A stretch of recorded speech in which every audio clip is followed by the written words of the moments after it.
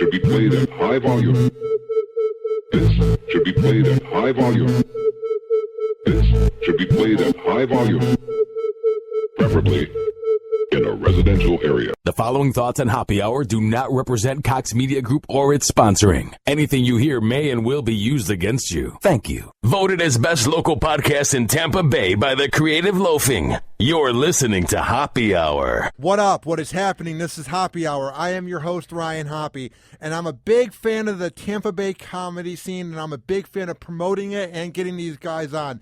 So live on Hoppe Hour is comedian Kyle Ruse. What's up, dude? How's it going, buddy? I'm doing good, man. How has everything been? Because you're a very busy guy. Yeah, I've been traveling a lot, doing a lot of shows on the road and stuff. I was on the road for pretty much the month of November, just doing like bar shows and stuff like that.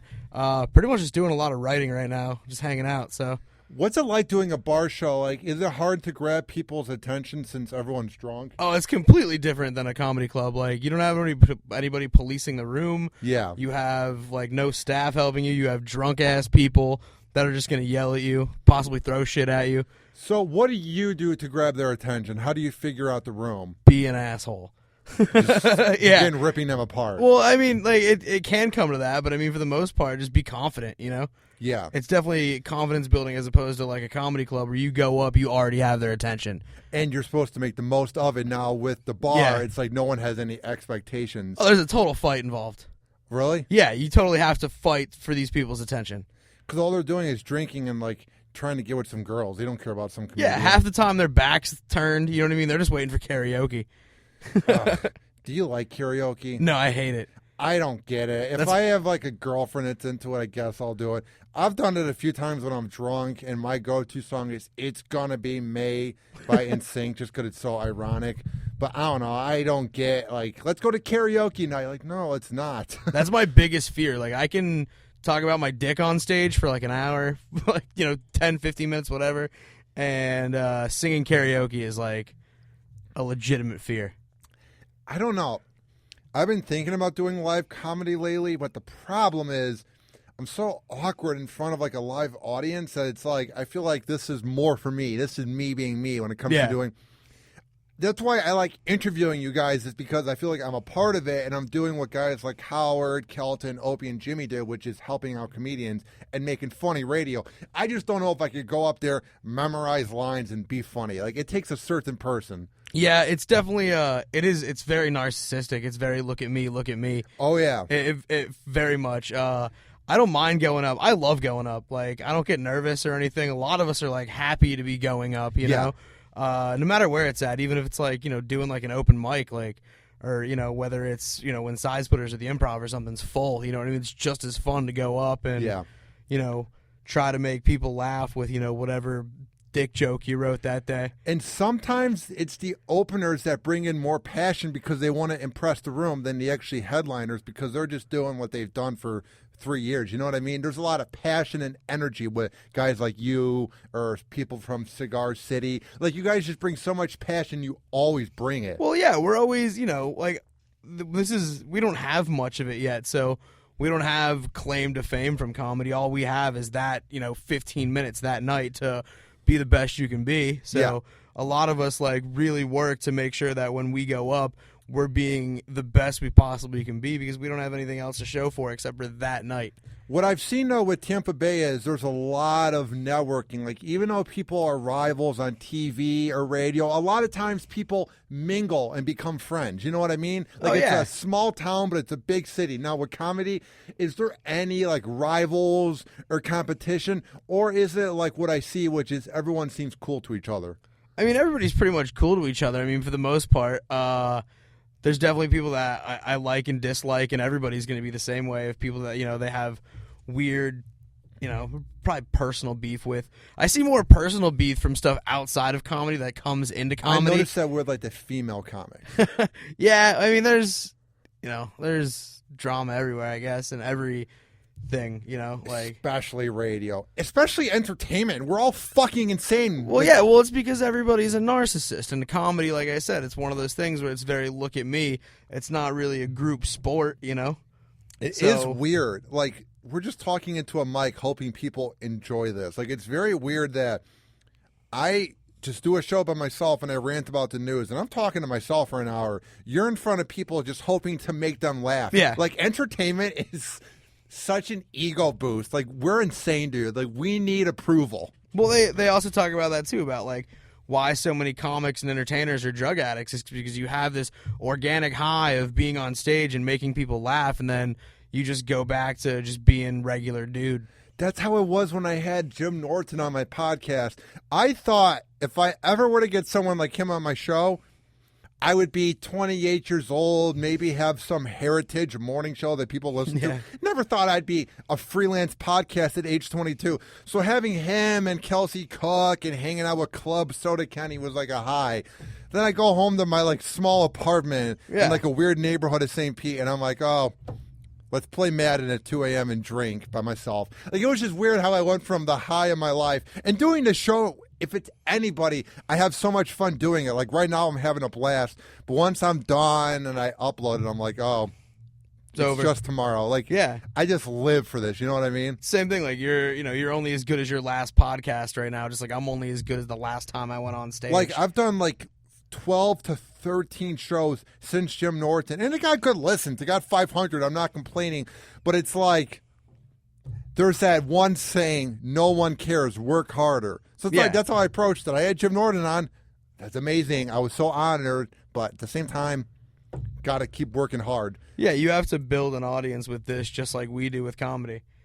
Yeah, and it's just, I want to make it so badly that I got my eye on the prize, and it's just like, I'm friends with everybody. I never want to burn a bridge, but there's definitely podcasts and there's definitely people in this area that I view as my competition, and I will never let my ego, if I get one, get to my head. I will never judge people and act like I'm better than anyone. But there's times where I'm like, I'm better than you. You know what I mean? Because it's just us being egos. You know what I mean? It's ego at the end of the day with anything. You know, like it's where pride. And but my ego's from. Different, where I'm kind of doing this because I'm overcompensating for not being coordinated, and now I'm kind of becoming my own person, you know what I mean? Yeah. Like, my whole life, I was just kind of a dork and a weirdo, and now it's like, for once, I'm good at something. So I feel like anybody that goes into this, we're overcompensating in some way, you know? You finally have something to call yours. Like, that's just part of growing up, dude. Like, I grew up a dorky-ass kid, too. Like, you know,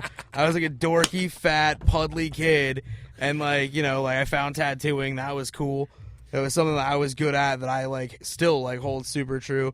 And then I had comedy, too, which is also, like, my thing. Nobody else that I know, well, now, I mean, I know a shitload of comics, but when I first started, like, no one, or they're like, you fucking comedy? Like where? You know, like, there's comedy clubs here? I'm like, yeah, there's a bunch. There's a ton of places to do comedy around here. There's, you know, one-nighters, bars.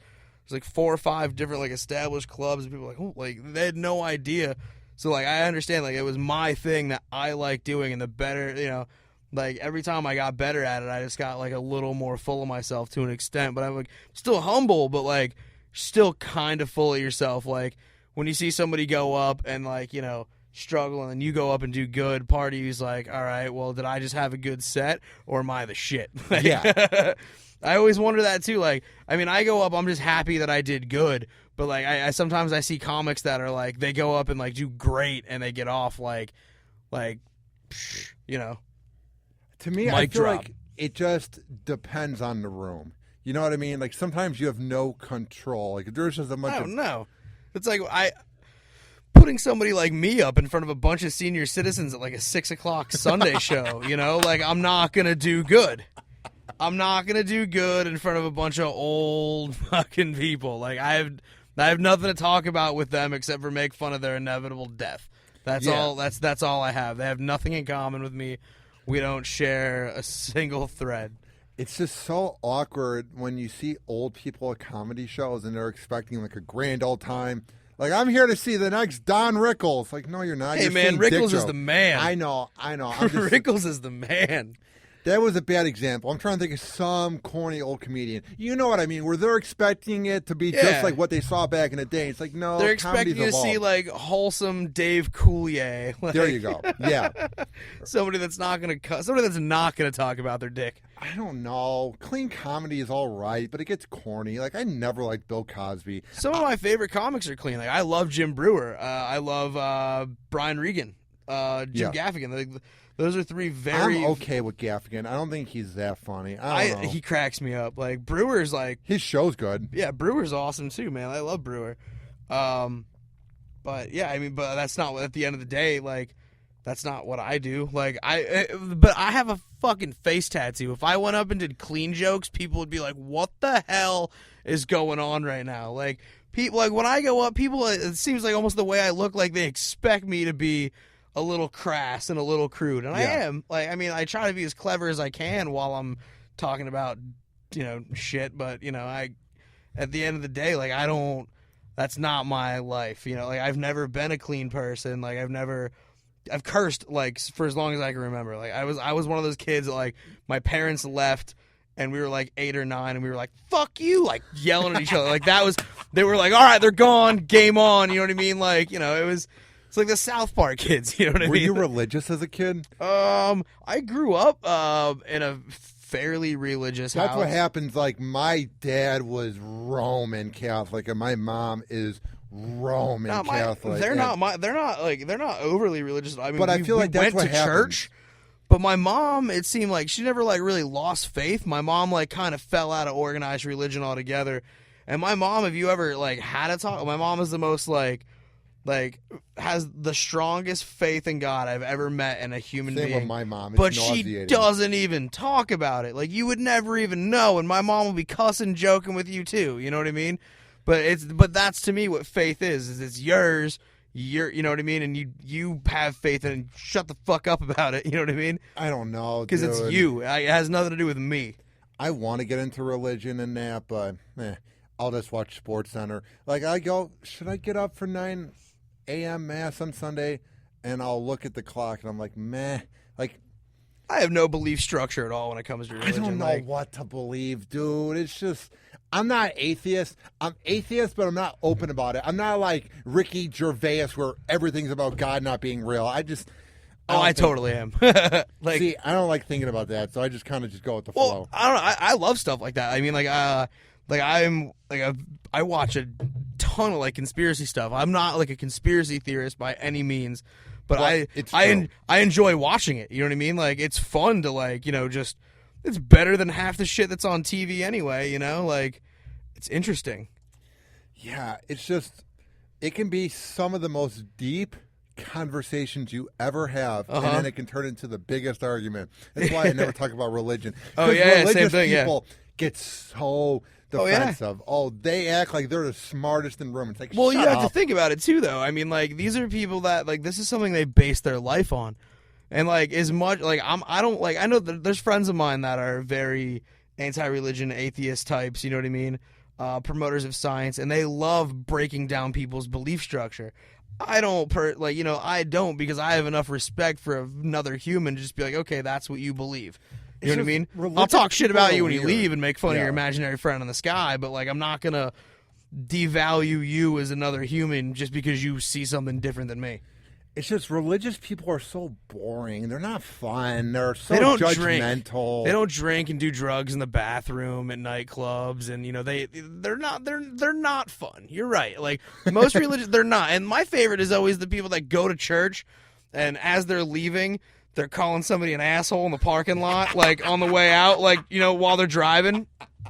Those are the best people. Like you always see, like there's always like a lot of movies always have like the one priest that's like like drinking at the fucking bar at night. You know what I mean? Like remember that movie Kingpin, the bowling movie? Yeah, the priest is there bowling, and he's like, everybody's allowed a vice, and then he's got the woman in the drink. He's like, all right, 2 vices. But yeah, it's the same thing. I mean, like I hate to quote Stanhope, but Doug Stanhope's got a bit. He's like, your sins are the only thing cool about you. You know? Dude, priests act like they're so high and mighty. It's like, shut up. You watch porn tonight. You're a creep, too. Oh, like, yeah, there's something wrong with somebody who doesn't want to have sex, but that is married. a primal urge. That is written in our monkey DNA. We can just get turned on over nothing. I can watch SportsCenter and get hard. Oh, you yeah, know what dude. I mean? How Like, many how are times they not getting hard? How many times did you leave high school with your backpack on the front because you had a rando boner and you were just like, oh, I'm just looking for my calculator for math, but you're just trying to hide, you know? Or how many times would you just get hard randomly in the locker room and you're like, why is this happening around dudes? Yeah, no, that's never happened to me. Never got hard in the locker room. I guess that's where we're going to have to split hairs on that one. Well, I didn't even go to gym anyway. That was the class I was skipping every day. What I meant was when you go jogging outside and you're checking out the cheerleaders, you kind of get hard and then you're trying to hide it. And then everyone's like, why are you big down there? And you're like, oh, I'm not gay, I promise. Well, see, I didn't even look at cheerleaders because I knew those chicks wouldn't have sex with me anyway. Like, I looked at strippers like, okay, or not strippers. I looked at cheerleaders as like, okay, like we're never. You're out of my league. I never could get into that type of porn where it's like the cheerleader bangs the friend because it's just not believable. What was believable for me was banging my teacher. When I was in high school, I watched so much teacher porn because that's what seemed believable to me. Yeah, like there's a teacher at our school that like banged half the baseball team, and I was Really? like, shit, why didn't I play baseball? Is that actually true? Yeah. Dude, it's becoming an epidemic. Like every day. An epidemic. Like, I don't even, like, it's not like a male teacher banging like a 15-year-old girl. Like, I understand it's double standard, but like. It makes sense, though. There's something different about a guy banging an underage girl than a girl banging an underage guy. There's just something different about it. Yeah, like one ends with like therapy, the other a bunch of high fives. There's something to it. Like everybody will say that we're pigs and we're creeps, but a dude wanting to. We're fucking animals. Like, just because we stand upright and can read books doesn't change the fact that we're animals. We are. People they want to think that a human being is something else, but at the end of the day, we are animals. Especially men. We're pigs. No, even women are. I mean, like, it's just a different way. You know what I mean? Like, women nest. You know what I mean? Like, just, you know, like, the women nest and, you know, they want, like, a sense of security. You know what I mean? Like, men want to, like, rape and pillage. You know, that's just how it is. We are animals. But now the thing that sucks is we're all starting to identify with our feelings, whereas opposed to like the old days of my dad and his dad, where they would just bury it in the bottle of a bottle of whiskey, be a fucking man about it, and move on with their life. Are you the type of guy where if you begin like banging a girl and you guys are not getting serious, but you're hanging out a lot, do you begin to get like into the girl and you're like, I kind of like her, or are you sort of like separate where you just see it as getting laid? It's completely. See, this is totally like this is a crapshoot because it totally depends on the girl. Yeah, there are some girls that I've known from day one. I will never date you. You will never meet my mom. Like, but then there's other girls that I'm like, those chicks are the chicks that I'm gonna try to bang as soon as possible. Oh yeah. But then there's chicks that are like, I actually like you, and I respect you because you respect yourself. So now, like, yeah, I do want to introduce you to my mom, and, like, maybe we should just, like, go to dinner and hang first, like, yeah, make out like it's high school, maybe finger bang you, you know what I mean? See how it goes, you know, just, you know, like, you know, but, like, I'm not, like, there's, like I said, too, the biggest thing comes down to, like, I respect a girl as much as she respects herself. And that I think is a game that all dudes should play. If you meet a girl that is a nice girl that does respect herself, you can't treat her like shit. But if a girl treats herself like shit, put cigarettes out on her and like smack her around, whatever. You know, I mean, like, it doesn't matter because she doesn't respect herself. It is sad when a girl does not respect herself. It bums me out. Especially when they like open up their legs for anybody, and you're like, Jesus Christ, you got DP'd? Yeah. You know what I mean? Seen you on the internet. I mean, like, I'm no one to judge anybody, man. I mean, like, you know, like, some people are just promiscuous. That's totally cool. But I also know chicks that are promiscuous that, like, you know, I've been homies with and stuff over the years that, like, they do respect themselves. You know what I mean? Like, even though they sleep around, they still have confidence and respect themselves. Those are the girls that are the best, that are just like, yeah, I'm F guys, okay? You guys F girls, whatever. You know, the ones that are just open about them having sex? That's when I like a girl. I'm like, you're cool. You might not be wifey material, but I respect I that. don't You're even want wifey material, man. Like, Really? I've been through like more than a few breakups. Like, I work a lot. I do stand up a lot. I have a kid. You know what I mean? And my kid's with me. Like, me and her mom have like a split half the week arrangement. What's that like? Is it hard? It does suck. I've noticed I always drink the hardest on Wednesday nights. That's the night that she goes, Do you drink a lot? oh yeah, dude, I fucking party. I'm not an alcoholic by any means. Like, the funny thing is, like, I will drink real hard like Wednesday, Thursday, Friday when I'm out at like the comedy clubs and stuff and like doing shows. Of course. And then Sunday, Monday, Tuesday, Wednesday, I'm at home with my kid. Like, I don't even drink at all. Well, you have to have fun, especially when you have a Yeah. kid. You gotta have fun somehow. Oh yeah, the one thing that I even though it does suck, the situation of like me and her mom were also really young when we had her. Like, I'm gonna be 30 and my kid's gonna be 8. So I spent my 21st birthday like, pretty much at home with a kid. What's that like?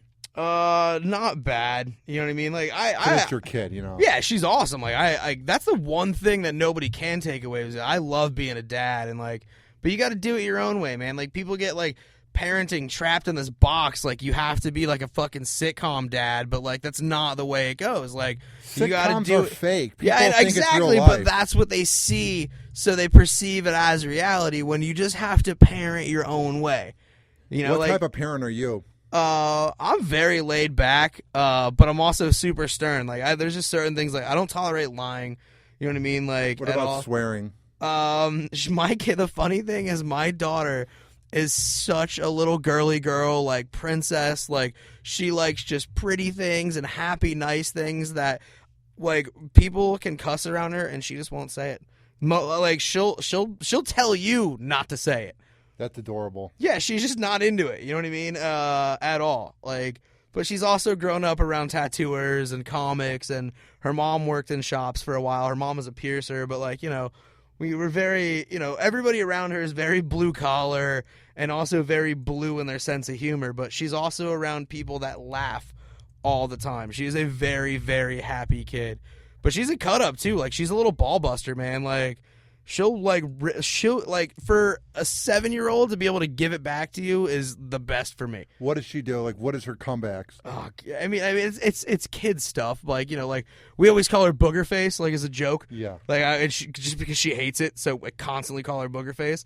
And she'll like, try to flip it on and she'll be like, well, you're a beard face. You know what I mean? But it's just the attitude behind it is where like, I love that she's just not taking shit. You know what I mean? She, like, even, Are you worried that she might do that when she's 16 and she's like, F you? And you're like, oh.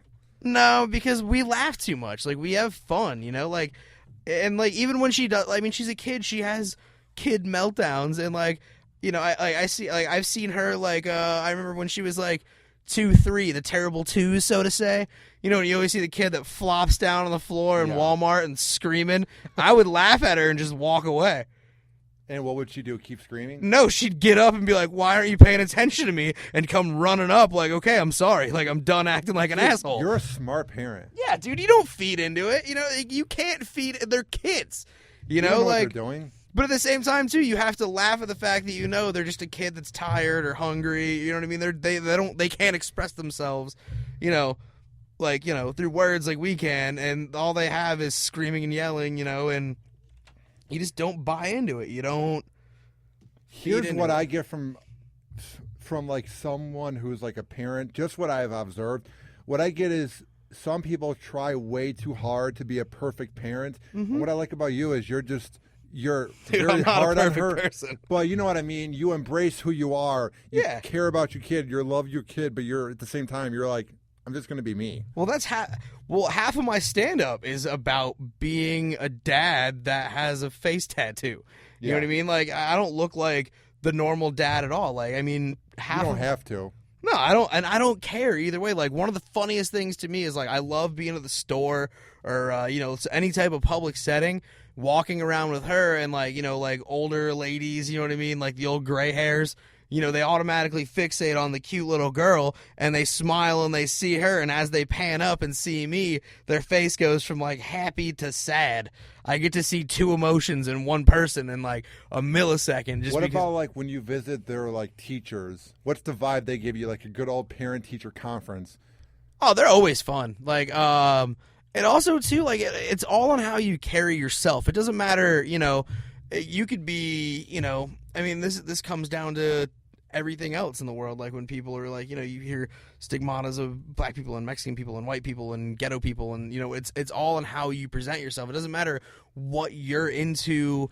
Like, you know, I mean, I know death metal dudes, you know what I mean, that look like, you know, big, crazy, scary bikers, but the minute they open their mouth, you're like, oh, that's an educated person that presents himself very well. You know what I mean? It doesn't matter. And the teachers, I don't think they're there to judge me. You know what I mean? Because they don't really care. They don't care. Yeah, but they also, too, the teachers, it used to really scare me because there was nothing to really talk about. It was like preschool and just kind of drop them off, you know? But now it's a lot cooler because, you know, you have things to talk about. And as soon as the teachers see that you have an interest in your child, they have an interest in you as a parent, it seems like. So, have you had any bad teachers for her, or have they all been good? They've been all really awesome. Her teacher this year is really cool. How many does she have? Just one? Just one, yeah. She's in first grade. Her kindergarten teacher was super hot. That was kind of awkward. Like, you want to bang her? What's up? Would you bang her? I would pay money to bang her. Like it wasn't. It's not like a would you bang her. It's like how much would you pay to bang her? Like this sounds terrible. But I mean, like, what are you gonna do though? I mean, like we're animals, of course. Animal. You know what I mean? I was like, I want to learn the alphabet too. Like I want to hang. You know, she was hot. A B C D B J. See, that's why I'm not a comedian. Yeah, get right. it? BJ alphabet. But that would be the best scenario to bang a teacher. Oh my god. I just feel like they're freaks because they try to be so professional, but I feel like once you get them to be themselves, they just take over. Yeah, well, she's a kindergarten teacher too, so like, it takes a special type of crazy to deal with 4- and 5-year-old kids all day. Like that's wifey. Like that's a girl that will make you dinner, that will make your bed, that will care about you. I don't know. What is your vibe on me and girls? I feel like I need a lot of like nurturing. You know what I mean? You're like, I'm independent. I have an 8-year-old kid, and I'm like, I honestly just got out of almost like a 1.5, almost 2-year relationship. The 2 days after I got back from being on tour for a month, I found out that girl was cheating on me. And what's that like? Usually it sucks, but this is like the 4th time I've been through this. So, oh, yeah, dude. Well, I mean, I attract a very, very broken wing of a woman. Rugged, Sons of Anarchy biker chick? No, not even like, oh, gosh, no, not even that. Like, more like Sid and Nancy, like, you know, drug addict chicks. Like, I mean, I met a chick with a black eye one time and was like, you're awesome. You know, like, I was like, you got a black eye? You're rad. You know, like, that's, you're cool. Like, you know, like, I don't know. Well, it seems like you're such a nice guy that they get turned on by that because they're so used to, like, hanging out with Chris Brown. It's like... No, not really. I mean, like, I'm not really a nice dude. Like, I hold doors and shit, you know, but, like, I'll forget to text you back and, like, just kind of do my own thing or, like... Oh, my God. I am the worst at sending text back because what I'll do is you'll see the text and you begin typing it, but then you get sidetracked or your phone's about to die. Yeah. I'm the worst at sending text back. Everyone gets mad at me, dude. The only way I've ever put it is my phone is not only to talk to family and friends, it's all of my customers from work, all of my emails for bookings and comics and shows and things like that. So sometimes I literally just don't look at my phone. But, like, I'm really bad about, like, the other thing, too, is, like, I'm not really worried about girls at all either because, like, I'm so set in my ways. Like, I am really enjoying just hanging out with my kid, like tattooing and hanging out with my customers, hanging out with my friends, and then doing shows. Like, I don't, and that always messes it up because it's like, you're always busy. And it's like, yeah, well, because I have shit to do, you know, like, I can't, you know. What I love is a girl who is cool with what we do, who will be cool with the fact that we can't hang out because I have to do my radio show. You have to do your comedy. Yeah. Girls that are like, me. It's like, wow, you're a narcissist. No, it's not even that. It's like you need to have somebody that has their own shit, you know? Like, I mean, it could be anything. Like, you know, whatever. Just you have to have, everybody has to have their things. Like, my biggest fear ever is becoming somebody who just works like a regular job with the same hours and just like watches like Netflix all day. Like, they have nothing fun. Like, so, like, I always put it this way, like, I don't ever want to be the boring person that goes to an Applebee's before 10. You know, like if you like, I don't ever like. That's just like the squarest person to me. Like you just fit in a box.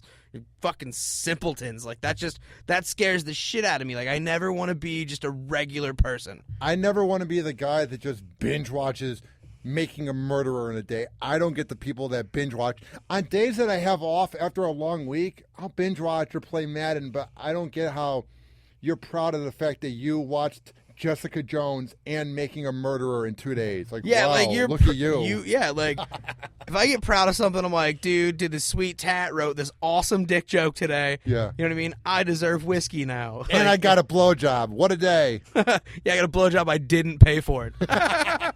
Have you ever paid for sex? No. That's it's on my list. Really? It's on my list. Yeah, dude. Like me and my buddies talk about it all the time. We're like, but if you're gonna do it, you have to do it in like that like Amsterdam, Vegas setting. Would you go to the Bunny Ranch? No, I'd probably go somewhere way trashier. I'd probably go to I'd end up in like Reno. What if you get like an HIV, dude? That's why it's regulated. That's why you don't shoot stray dogs on the street. Sure, it's regulated.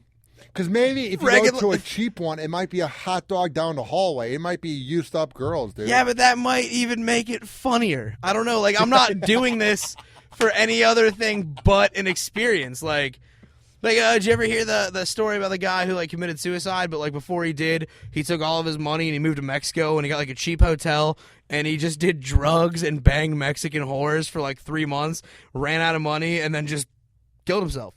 But this is a guy who was like married for like 20 years that was just so stuck, like I said, like in that bubble, that the bubble finally popped and this dude went off the deep end in the coolest, admirable way ever. He just went like full, like just scumbag at the end and was like, no, I'm going to like bang whores and do like Mexican drugs until I die. I want to bang a girl in porn. That is my ultimate goal. Or to have a threesome. I don't have those shared. I think honestly that I'm getting older now to where like I really just do want to meet somebody that like I can hang with, that like will travel. Like I don't even want somebody that's going to be like a mom to my kid. Like my kid already has a mom, you know? Like I'm not looking for somebody like that, but like I also don't want to have more kids, but like I think now that I am getting a little bit older, like I definitely do kind of want to settle down and like not deal with Would you girls get married? anymore. No, I'm never going to get married. You sure? No, I'm positive. I'll get a matching face tat with you, but like I'm not going to get married. That's a real commitment. I don't know. I kind of want to get married, but the whole thing of being with one girl the rest of your life scares me. It's just dude, if she weird. had health insurance and could put me on her plan, I'd get married right now. Or if she's like really rich.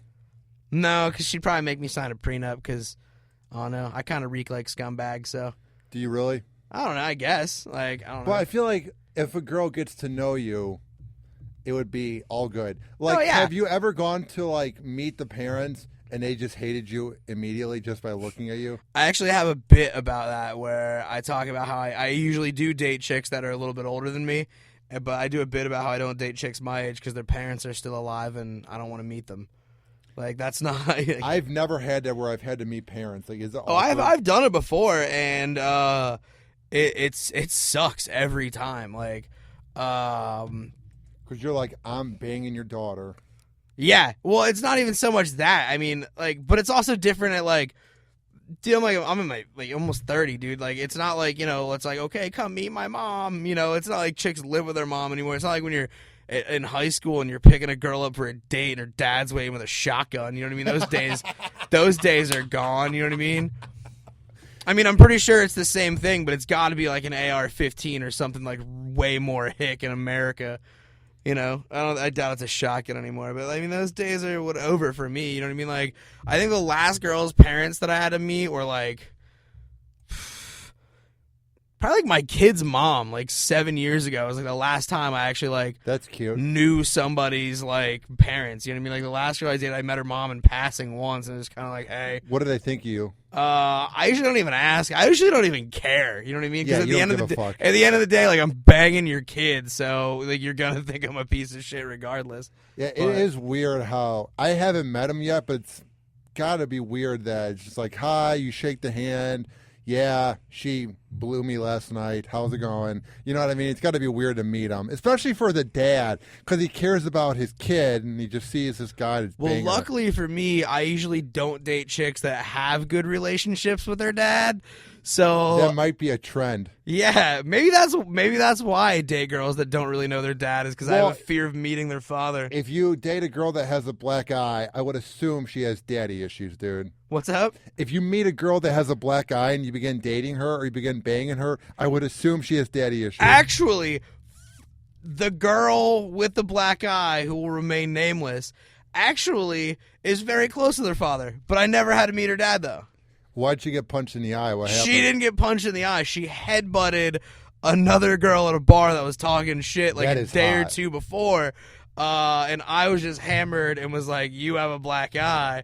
What's up with that? I think I said something slick, like, you know what I mean? Like, something Yeah. stupid about it, you know what I mean? Like, I'd leave the dude or, you know, whatever. But What type of bars do you go to get women? I don't try to get women at bars at all because I am gross to look at.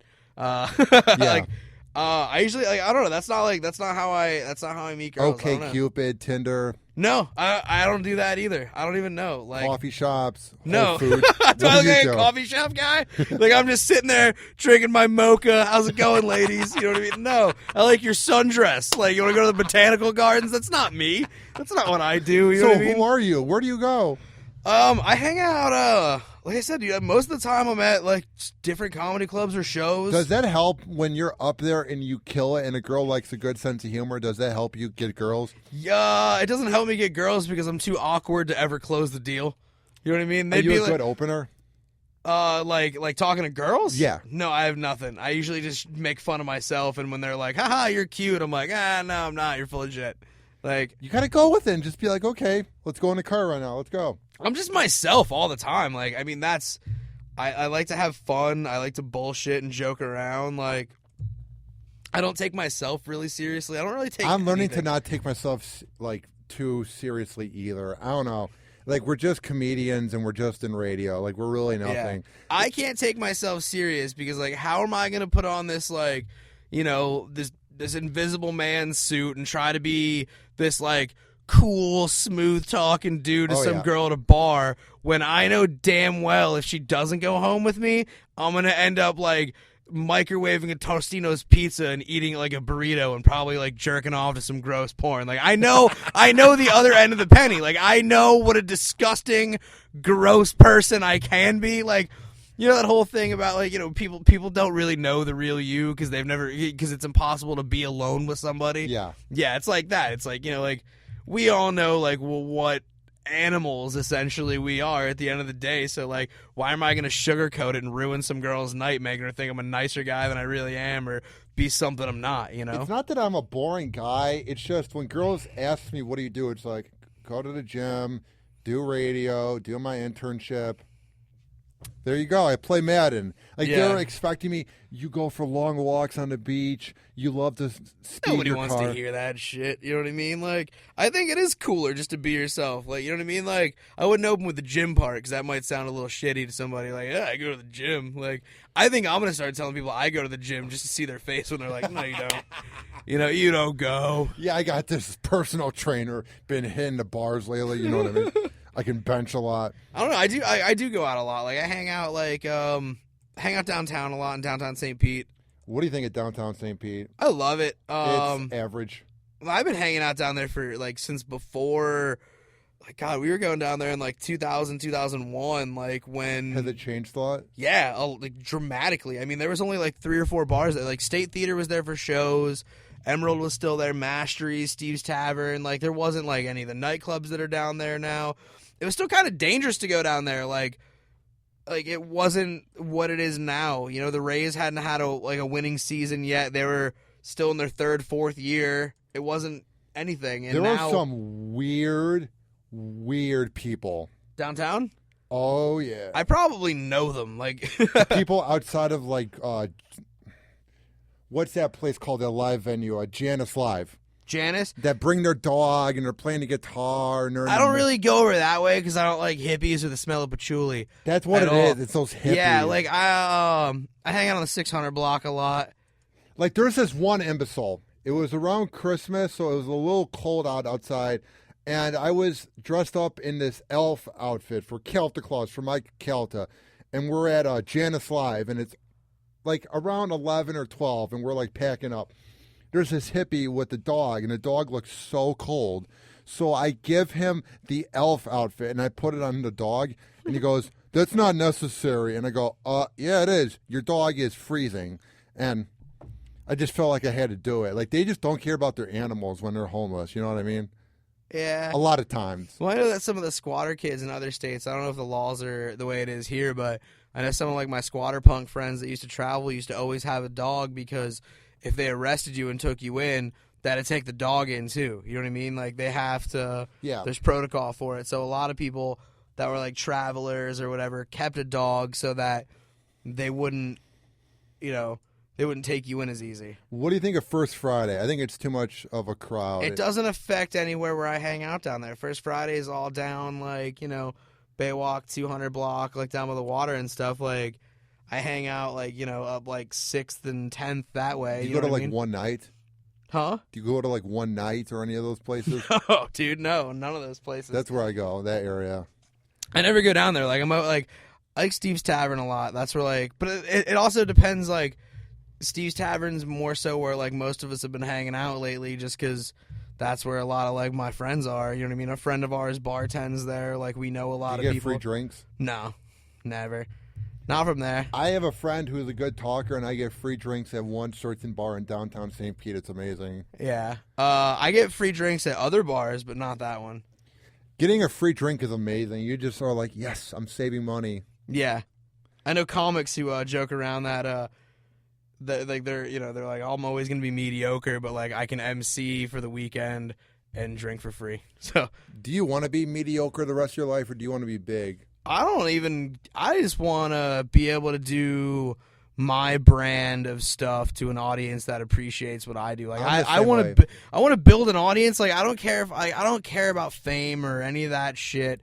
I just want to have an audience of people to where like I could do what I want to do and not have to do the the corporate comedy stuff. Like I don't want to have to censor myself or like I know like I will never be like a monologue comic that does like the Late Show or Conan. That's not me. I'll never be one of those guys that Conan gets good ones because they're a bit more edgier. Yeah, but the ones on Fallon are horrible. But yeah, I mean, like I don't think I'll ever be that comic ever. Like so I know that that's out the window. Yeah. But could I keep doing like bar shows and rock clubs and stuff like I do now and build an audience? Like of course.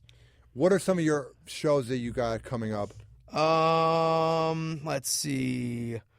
The 12th, I'll be at Niagara Tap in Seminole. It's a little bar show that Michael Murillo runs. And then the next night, I'm doing Two Palms Comedy Club in Clearwater off Galta Bay. And then the 27th, I'm doing Local 662 downtown, opening for Creed Branton from The Office. Nice. That's awesome, dude. Yeah. So... Damn, that show is going to be a blast. That show is going to like that venue is cool too. How like pumped are you for that? Pretty stoked just because like I know that the audience of people that go out to see Creed are Maniacs. Young cult like type following people that have a little bit more of a sick blue sense of humor. Yeah. So I'm really excited to open that night. So.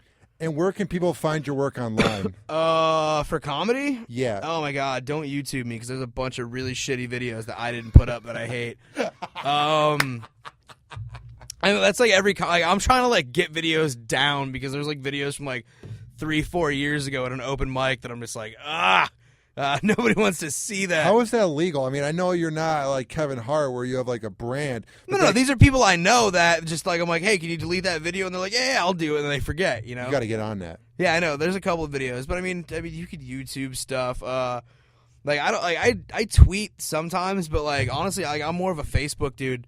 You got to get more on Twitter, dude. Facebook sucks. Oh, I know it sucks, but I have a lot of people. Like not a lot, but I mean, there's a couple thousand people that follow me on Facebook, so it's easier to build from there because I've just had it for so long. Yeah. But like, I Instagram and like all that stuff. I Instagram a lot because of work. Yeah. So, but sometimes I'll put like little 14-second clips of stuff on like of that. But Well, dude, keep up the good work. I love the Tampa Bay comedy scene, and I love trying to find people to get on the show. And I saw you through mutual friends, and I checked out your work, and I'm a big fan, man. So keep up the good work. Thanks, man. Because you guys are legit. This is a very underrated market. Everyone thinks of Los Angeles, Chicago, Nashville, New York. Tampa Bay is legit. Tampa's cool, man. Like, Tampa's definitely gonna. There's a lot of good people that are here. Well, man, keep up the good work, and I'd love to have you on again. Awesome, man. Thanks for having me. This has been Hoppe Hour. I am your host, Ryan Hoppe, saying peace out. Hoppe Hour. Hoppe Hour.